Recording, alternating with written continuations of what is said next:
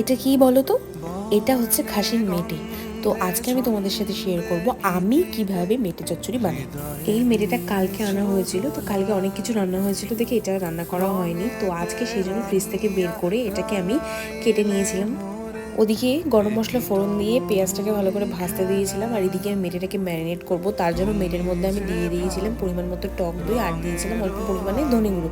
এবার এটাকে আমি কিছুক্ষণের জন্য ফ্রিজে রেখে দিয়েছিলাম, এই 15-20 মিনিটের মতো হবে।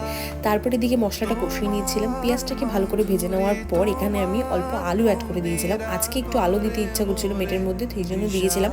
এটা স্কিপ করে গেলেও কোনো অসুবিধে নেই। তারপর আলুটা হালকা ভেজে নিয়ে এর মধ্যে আমি অ্যাড করে দিয়েছিলাম আদা রসুনের পেস্ট, আর দিয়েছিলাম জিরে গুঁড়ো। সব কিছু একসাথে ভালো করে কষিয়ে নিয়ে আমি পরের দিকে অল্প টমেটো অ্যাড করে দিয়েছিলাম। এবার গ্যাসের ফ্লেমটাকে মিডিয়াম আঁচে দিয়ে বেশ কিছুক্ষণের জন্য এটাকে কষতে দিলেই মশলা থেকে তেলটাও বেরিয়ে যাবে আর আমার মেটে চচ্চড়ি রেডি হয়ে যায়। লাস্টে ধনেপাতা কুচি আর গরম মশলা দিয়ে নামিয়ে নিয়েছি।